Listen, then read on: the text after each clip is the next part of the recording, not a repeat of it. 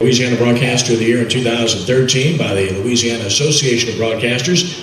He serves as sideline reporter for LSU football on the LSU Sports Radio Network. Of course, he played for the Tigers in 1988 through 1990. Serves as vice president and market manager for Guarantee Broadcasting in Baton Rouge. He's a New Orleans area native, attended Jesuit High School. LSU closes out its 2015 regular season at home against Texas A&M this Saturday evening at 6:30 in Tiger Stadium. Please give a warm Gordy New Orleans Sports Foundation Quarterback Club welcome to Gordy Rush of LSU. Gordy. Thank you, Ken. Thank you for having me. It's always a pleasure to come back home. I learned a valuable lesson this year. Ken called me earlier in this year and asked if I was available following the Eastern Michigan game. There you go. Being down here from New Orleans, decided, you know what, my grandfather, who's 91 years old, still lives over in Timberlane, he's a retired judge, said, well, I don't do the right thing, come on down and see him Thanksgiving week. So I decided on my own to pick the Ole Miss week, not knowing that I was going to walk into a hornet's nest. So the moral of the story is always take the week after the non-conference game. So I made a note on that. Obviously I have to address the elephant in the room, and I'll preface that by saying that I wear about 16 different hats up there. First off, I am a member. I'm a member of the Tiger Athletic Foundation Executive Board, so I've got some limitations on what I can say. And to be crystal clear, with that is the fundraising arm of LSU. They go out and basically the athletic department brings projects or whatever it might be, and this is the group that sits there and helps and connects and networks and do those types of things. No point does the TAF fire, nor do they hire coaches. So I'll come back to that in a second. Obviously, I manage the flagship radio station, so we have a partnership with LSU. Also, I host the Coaches TV show. I do the sideline for the network. We can go on and on and on. And so it's a tough spot for me. And coach like you, I have obviously a very good relationship with Les Miles. I go around the state in the spring with Coach on the plane on the fundraising tour. And so I've gotten to know Coach a lot off the field, and he's an outstanding guy. That being said, I think what's going to, I'm under the belief that I don't believe a decision has been made. Joe Oliva has been steadfast in everything that he's done as an athletic director. He evaluates the program at the end of each season, and that's what his response has been through this part, that he and Les will sit down and have a discussion afterwards. And obviously you've had board of supervisors, ex-board of supervisors, a lot of people talking to the media, and with LSU, it's a fanatical fan base, and so you have a lot of opinions, just like I just pull up your Facebook. So I really don't know which way this is going to go. Kind of is what it is. I'm the radio guy, it's above my pay grade, so I'll answer questions afterwards. Football-wise, obviously, wow, I don't know that I've ever been associated with something that has turned so quickly. So it was 3 weeks ago that LSU was number 2 in the country. Fournette was the leader in the Heisman race, and we all know what happened. A couple thoughts from a football point of view. Obviously, I think it's fair to say that LSU is maybe a year away from being a top 10 football team in terms of talent. They're still very young. When you lose a Dylan Gordon from John Curtis, you lose a John David Moore at fullback, and Gerald Hawkins, your left tackle, gets knocked around. You look at the team that LSU took against Ole Miss. They got 3 freshmen, 1 sophomore on the offensive line. They've got 2 young tight ends, a true freshman right down the road from Jesuit and Morrow, and then really an H-back and Jeter playing tight end, and a true freshman fullback in Mouton. And you're going against an Ole Miss team that has got 16 of their 22 starters with 3 or more years of experience in the SEC. And what happens there is you lose your identity on offense. You're not able to execute on offense. Obviously, you've got the 13 penalties. And defensively, you're thin. You don't have a whole lot of numbers, and you can't get off the field. And, so where LSU is right now, of course, with the McNeese game getting canceled, they're 7-3.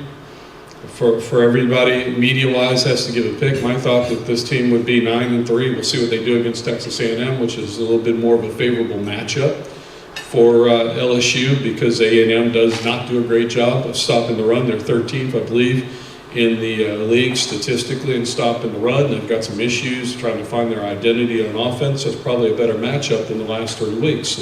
And so after that, we'll see how the chips play out. Questions you might have? Yes, sir. How bad do you think the uncertainty is on recruiting? We lost Philippi Franks yesterday. Well, I think Franks was already in the process of what's going on. I think that might have been more effective with Cam Cameron not getting an extension, and Florida has been down there beating the drum for over a month. So I wasn't shocked, and kind of knew the Franks thing was coming before all of this clutter went out there. It's a factor, there's no doubt that it's a factor, and uncertainty sometimes is a factor out there, and it's, we say it's part of the business. Look at what Florida did. It's not to say that if there happens to be a change, and Florida, their class just got pounded last year. What Will had built up, but yet Matt comes in there and they'll be playing in the SEC championship game. So I think it has an effect certainly on recruiting a little bit, but the question is that if a move is made theoretically, then how quick is something made where coaches can get out there and salvage what you got? It's still LSU, and yes, Coach Miles has had an unbelievable run. He's been a fantastic recruiter. LSU has a lot to sell and a lot to offer. And then on the other side, if he's going to stay, then you make that known quickly and get out there and let the coaches continue to do what they're doing. You still have a chance to have the #1 recruiting class. You just need to go find another quarterback. Yes, sir. Leonard Fournette still leads the nation in rushing, and that's playing one less game than most players out there.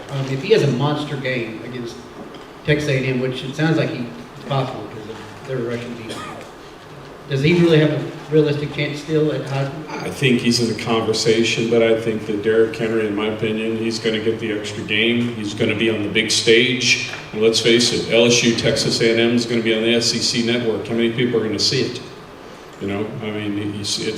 That's about what have you done for me lately? How's your team doing? And you're on the big stage. So I think it'll be hard pressed this year, but obviously you've got next year and it'll be an early favorite. And I know you said that the TAF doesn't hire or fire coaches, but I'm sure they're going to give a pretty strong recommendation. Can you share us? Well, not really. I can be forefront with that.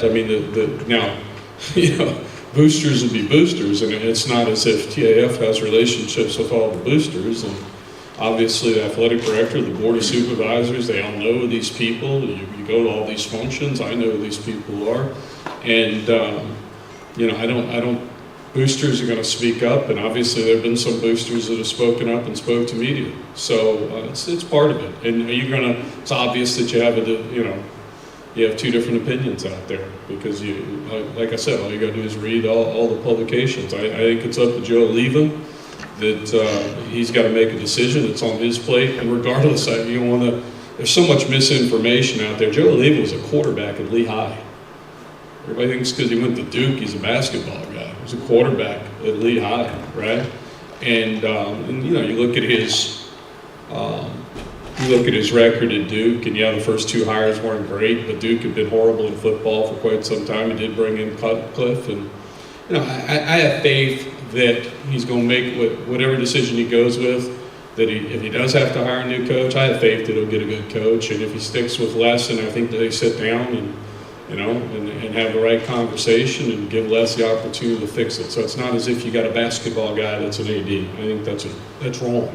Never played basketball in college. Yes, sir. You addressed Cam Cameron, but on the other side of that, you see a potential change at defensive coordinator. That's between Joe and Les. Had a conversation. I think that this is just my personal opinion. I think that one of the issues has been what's your identity on offense. Is that you've gone out and you've recruited now 3 spread quarterbacks, and that you still want to be a pro-style offense. Look, I'm not some offensive guru up here, but it just seems that to me that the offense has struggled because it's lacked identity a little bit. And so the passing game hasn't always been there to complement. That's something that again, the AD can have the conversation with the head coach about. Defensively, obviously there's a transition in styles a little bit. And, I think John Chavis would have had some issues with this defense as well. So I don't put this all on Kevin Steele. They're thin in the front seven. And the problem is you get hung out there and you get those tempo offenses like Ole Miss. And as I mentioned, Ole Miss returned 16 to 22 starters with 3 or more years of experience in this league. That's strong. Yes, sir. What's going on with the broadcast team for next year? Yeah. Like Doug Morrow's going to switch out too? I'm not sure what Doug's going to do. I think from the way it was understood for me is that so Chris Blair will be here the first week of December. He'll learn the behind-the-scenes stuff. His first broadcast will be February 19th, 18th when LSU plays baseball against Louisville. I think that from what I understand, Doug and I talked about it. They gave Doug the option. Well, do you want to come back? And I don't know if Doug answered that. And so if Doug comes back, we'll go forward with Doug up, Doug in the booth, and I'll be down the sideline. And if Doug moves out, we sit down, there's a couple options, we'll talk about it. Any other questions? Yes, sir. About the guy from Purdue, I heard he's the quarterback to watch, huh? The kid from Purdue that we have? Yeah, well, we're talking about Danny Edlin as a transfer in from Purdue. It's so hard. He hasn't gotten enough significant reps. He's on scout team. He's a spread to throw it type of guy. He's 6'5", so you'll see. I was impressed truthfully with Justin McMillan through fall camp, the number 3 guy. You need to put some size on. I think he came at 6'3", 170, real light, but played 6A high school in Texas, was back-to-back state champ down there.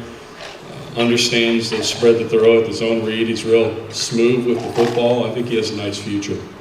Edlin just hasn't played, Edlin's on scout team because he was ineligible to transfer. He didn't really do anything in the fall camp. But yeah, he is somebody, at least I think, for everyone that wants to talk about Felipe Franks, you're talking now, at the time, you've got 4 scholarship guys you've got 4 scholarship quarterbacks on the roster, which is a good thing with Edlin coming in. And Edlin we have 3 to play 3. He obviously loses that in a transfer. I think that's right. I think he has 3 to play 3 if I'm not mistaken. Or 3 or 2, but at least 2 years. Thank you so much. Thanks for having me.